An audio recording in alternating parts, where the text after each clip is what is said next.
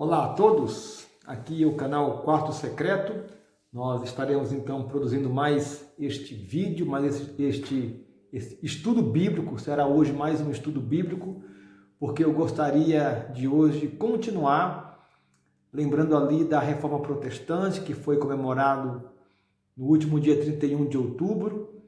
E hoje eu queria pensar um pouco mais e me aprofundar um pouco mais naquilo que foi a razão principal pela qual Lutero se contrapôs à Igreja Católica e levou ele então a fixar suas 95 teses ali na porta da Catedral de Wittenberg.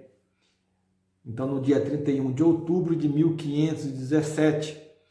E na verdade nós sabemos que a razão principal que levou Lutero a esta grande revolução ou reforma na igreja foi a questão das indulgências.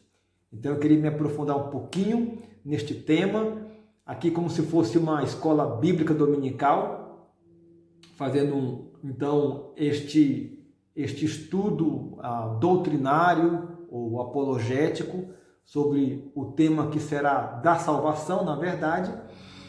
E quando nós, então, pensamos nas indulgências, que foi o grande tema ali, ou o grande motivo que levou Lutero àquela reforma, basta dizer que das 95 teses de Lutero, 42 mencionam a questão das indulgências. Então, de fato, foi esta razão que culminou, que detonou ali, o que eclodiu a Reforma Protestante. Mas quando nós pensamos na questão da indulgência, nós estamos pensando, na verdade, de uma forma mais ampla, no sistema doutrinal de salvação pela Igreja Católica. O sistema de doutrina que a Igreja Católica, então, prega a respeito da salvação. E quando nós pensamos em sistema da salvação da Igreja Católica, nós podemos ali elencar 4 termos, que é o que eu gostaria de me aprofundar hoje. Então, se você tem interesse em conhecer um pouco mais esta parte da doutrina da Igreja Católica, então eu quero te incentivar a ouvir esse vídeo até o final. E é claro que, num segundo ponto, nós vamos olhar ali para a Bíblia bem rapidamente, mas no sentido de ali contrapor esse sistema ensinado pela Igreja Católica. Eu vou usar aqui este livro, Catolicismo Romano, é um livro já bem antigo, da IBR, e também estou aqui com as 95 teses de Lutero. Possivelmente eu leia algumas delas. Mas, começando aqui nas definições, tem aqui 4 termos que nós precisamos entender um pouco melhor para entender esse sistema de salvação, e esses termos são estes: purgatório, penitências, indulgências e tesouros da igreja. Então eu quero falar rapidamente sobre cada um deles para que você possa entender perfeitamente como que é então o sistema doutrinário sobre a salvação que a Igreja Católica então ensina. Então o purgatório você conhece, é um termo bem conhecido, todos sabem. Seria então aquele lugar onde as almas, ou a alma da pessoa que morre, ela vai ali para que durante um certo tempo ele fique ali sofrendo, expiando ou purgando ou pagando pelos seus pecados venais. Aqui já entrou um outro termo, né? Pecado venal. Um pouco mais adiante a gente fala sobre isso. É interessante que até aquela época da Reforma, Lutero, obviamente, era um monge católico, e ele também cria, até aquele momento, no purgatório. Tanto é assim que a tese de número 16, ele vai falar assim: céu, purgatório e inferno diferem entre si, ao que parece, como o desespero, o quase desespero e a segurança completa. É lógico que ele está atribuindo aqui uma qualificação para cada um desses lugares.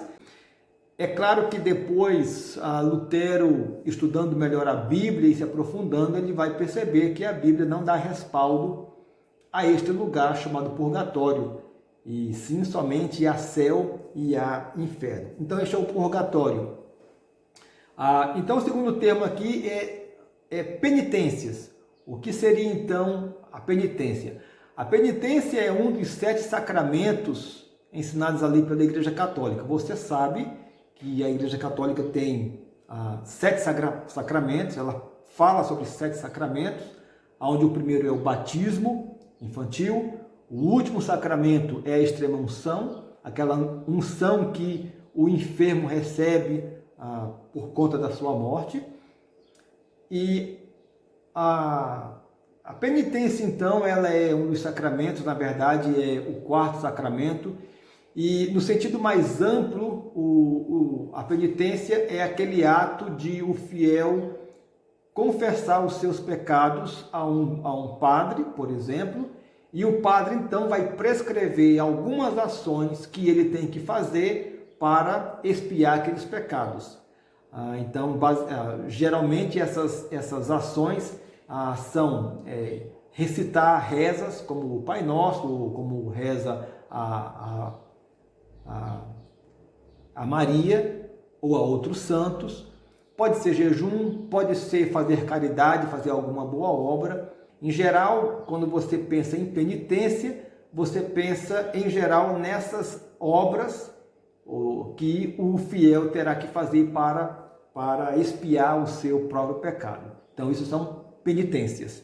A terceira palavra, então, é indulgência, e eu vou pegar aqui do livro uma definição mais formal desse termo, que diz o seguinte: uma indulgência é a remissão no total ou em parte do castigo temporal devido ao pecado.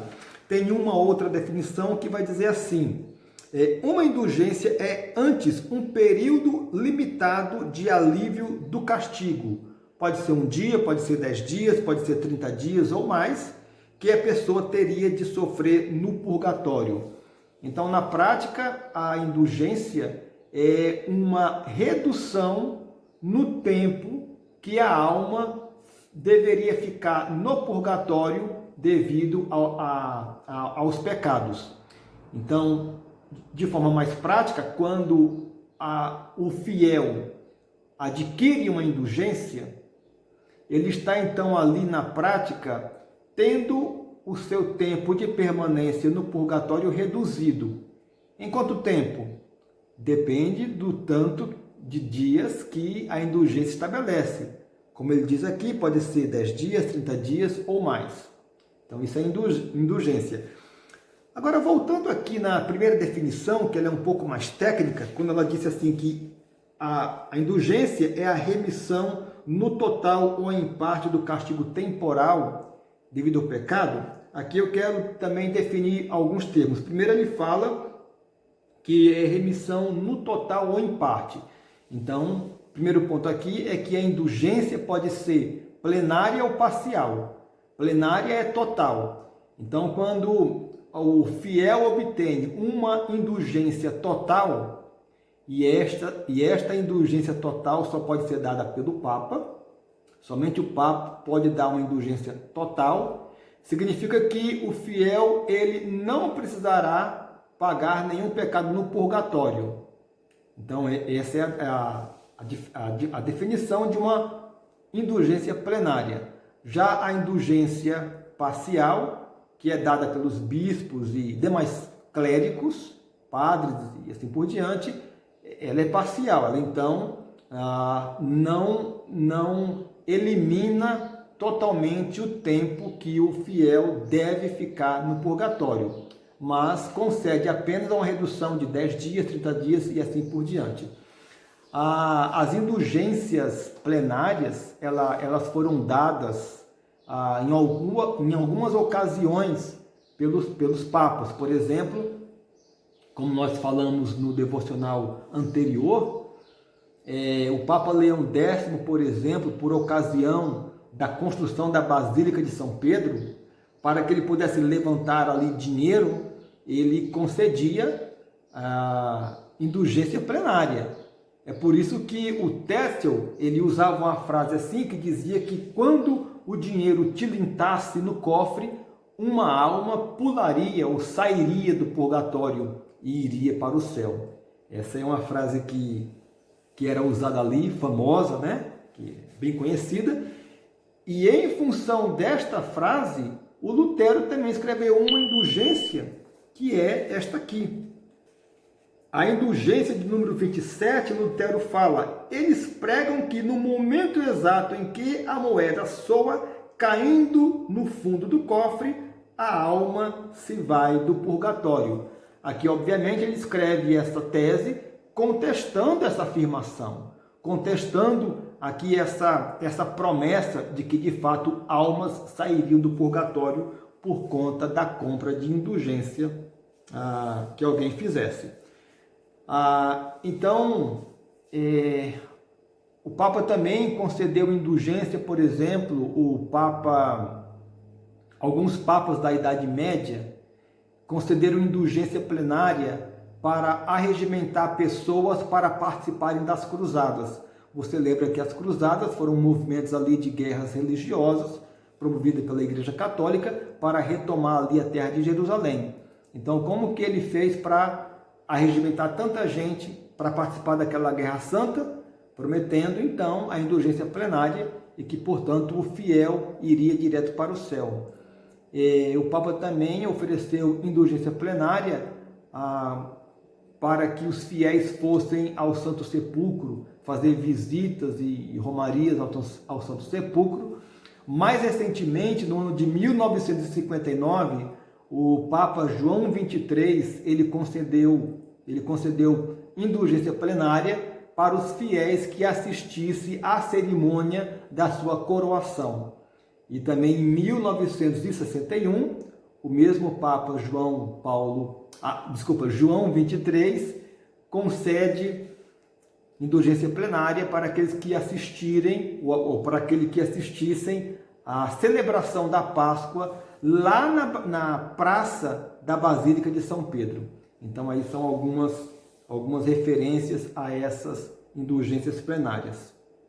Outra distinção também importante a ser feita é em relação ao pecado, porque para a Igreja Católica existem os pecados mortais e os pecados venais. Pecados mortais são aqueles que levam o fiel diretamente para o inferno, e de lá a alma não poderia sair mais. E os pecados venais são aqueles que o fiel pode e deve expiar ou em vida, por meio de ações dadas pelo padre, ou pagá-los no purgatório por meio de um tempo ali que é indeterminado, do qual ninguém sabe. É por isso que a indulgência vai aplicar uma redução no tempo ali no purgatório. O pecado mortal, ele pode ser perdoado pelo Papa, ou pelo Bispo, ou pelo Padre. Este pecado ele é perdoado. Porém, os pecados venais devem ser expiados pelo próprio fiel. E é interessante, né? Deve existir uma lista de quais são os pecados mortais. Eu não conheço essa lista, mas sei dizer que pelo menos 2 desses pecados mortais são: a pessoa que não acredita nos dogmas e na doutrina católica. Este pecado é um pecado mortal, onde a pessoa ali é qualificada como anátema, ou seja, maldita, e aí ela, se morresse com este pecado, iria para o inferno. Um outro pecado mortal também, que foi ali decidido no Concílio de Trento, é a pessoa afirmar que é salva. Este também é considerado um pecado mortal. A pessoa não pode considerar ou afirmar que tem a salvação eterna, segundo o Concílio de Trento ali, né? E a outra definição, que é a 4ª definição aqui que eu gostaria de dar, é em relação a tesouros da igreja. Provavelmente você nunca ouviu falar nessa expressão, mas o que são tesouros da igreja? Bom, talvez a primeira pergunta seria a seguinte: com base em que o Papa, o Bispo, o Padre, ele perdoa pecados ou ele concede indulgência, reduzindo o tempo de permanência do fiel no purgatório é com base em quê? Bom, a base é exatamente o chamado tesouros da igreja. E o que são esses tesouros da igreja? Bom, eles dizem, eles afirmam que Maria viveu uma vida de extrema santidade. E ela viveu uma vida tão santa que ela produziu mais santidade ou mais boas ações que eram necessárias para ela alcançar os céus. Então, quando ela foi para o céu, ela deixou ali uma vasta quantidade de santidade à disposição de outros. Não é?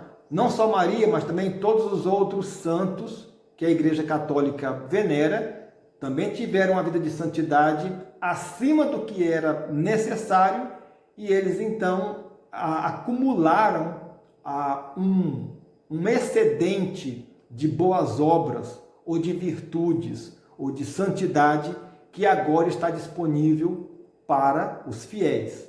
Então, este é o chamado tesouro da igreja, que, segundo a doutrina católica, o Papa e os demais clérigos têm acesso a estes tesouros, podendo pegar então parte deste tesouro de mérito e aplicar no perdão de pecados venais ou mortais, e também reduzir o tempo de permanência no purgatório, que é a indulgência. E contra esta crença, então, o Lutero vai escrever a tese do número 56, onde ele vai falar assim: os tesouros da igreja, dos quais o Papa tira e distribui as indulgências, não são bastante mencionados e nem suficientemente conhecidos à Igreja de Cristo. Então, as indulgências foram um artifício bastante usado na Igreja Católica. Tudo isso que eu estou falando ainda vale na doutrina católica romana ainda hoje. E as indulgências, vale lembrar aqui que elas foram vendidas em vários momentos da história, como eu falei anteriormente. E aqui, por conta disso, Lutero vai escrever a tese de número 82, que ele fala assim: haja vista exemplo como este, por que o Papa não livra de uma só vez todas as almas do purgatório, movido pela santíssima caridade e considerando a mais premente necessidade das mesmas, havendo santa razão para tanto, quando, em troca do vil dinheiro para a construção da Basílica de São Pedro, livra inúmeras delas, logo por motivo bastante infundado. Então, em outras palavras, Lutero está falando, por que o Papa, que diz que tem a gestão ali sobre o purgatório, por que ao invés de vender estas indulgências plenárias por dinheiro, por que então ele não concede ali a todas aquelas almas que então precisariam dessas indulgências? Então, por que ele não faz isso? Movido pela misericórdia e pela compaixão. Então, é por isso que Lutero vai confrontar aqui fortemente todo esse aparato, este mecanismo de salvação que a Igreja Católica ensinava e defendia. E Lutero, então, quando começa a estudar com mais profundidade a palavra de Deus, ele vai ali, primeiramente, se deparar e ser ali impactado pelo versículo de Romanos, capítulo 1, 17, quando diz assim: visto que a justiça de Deus se revela de fé em fé, como está escrito, o justo viverá pela fé. Este versículo ele vem à mente quando ele está então ali de joelhos, subindo a escadaria de uma igreja, pagando uma penitência, e este versículo ele vem à mente, ele traz a clareza de que ele não precisava pagar pelos seus pecados, porque Cristo já pagou pelos nossos pecados, e então o justo viverá pela fé. Este foi o versículo que detonou no coração e na alma de Lutero esta grande reflexão que no final culminou no dia 31 de outubro de 1517, ali na fixação das 95 teses. Então Lutero, ele descobriu na palavra de Deus que ele não precisava de indulgências, que ele não precisava de penitências, que um lugar chamado purgatório, na verdade, não existe, que só existe céu e inferno, e que Cristo havia morrido pelos seus pecados, pelos meus pecados, pelos seus pecados, e que então não precisava fazer mais nada. Certamente Lutero deve ter lembrado ali das palavras de Cristo na cruz, quando ele diz, está consumado. Então, nenhuma outra ação seria necessário fazer para a obtenção da nossa salvação, do nosso perdão. Certamente Lutero lembrou ali de Jesus no Getsêmani, quando estava agonizando e suando gotas de sangue, e ele orou a Deus pedindo, Pai, se é possível, passa de mim este cálice. Mas não havia nenhum outro meio pelo qual o nosso pecado pudesse ser perdoado. Se houvesse de fato as indulgências, as penitências, o purgatório, certamente naquele momento Deus lançaria a mão disso e tiraria o seu filho daquela agonia. Porém, a resposta de Deus foi não. Não havia outra maneira, então Jesus teve que passar pelo martírio, pelo Calvário, pela separação espiritual dele com o seu Pai. Certamente Martinho Lutero lembrou ali de Efésios capítulo 2, 7 e 8, quando diz, porque pela graça sois salvos mediante a fé, e isso não vem de vós, é dom de Deus, não de obras, para que ninguém se glorie. E certamente, pensando no perdão dos pecados, Lutero deve ter visto ali 1 João, capítulo 1, verso 9, que vai dizer ali, se confessarmos os nossos pecados, Ele é fiel e justo para nos perdoar os pecados e nos purificar de toda injustiça. Então, quando pegamos a palavra de Deus e vemos ali qual é a proposta de Deus para a nossa salvação, qual foi a obra que Deus fez para a nossa salvação, nós concluímos que nada daquilo que foi ensinado era de fato verdade. Lutero então descobriu esta verdade e proclamou esta verdade a todo mundo, promovendo aquela grande revolução e aquela grande reforma que ele queria fazer na igreja, e por fim ele teve que sair da igreja porque a igreja não quis se reformar e olhar para a palavra de Deus e então adotar as santas e legítimas doutrinas ali expressas na palavra. Então essa é a grande mensagem que a palavra de Deus nos traz, uma palavra de esperança, de salvação, de certeza, de vida eterna.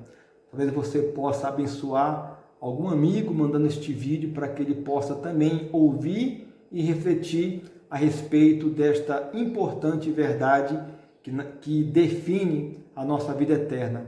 Então, que Deus te abençoe, um forte abraço e até o próximo estudo.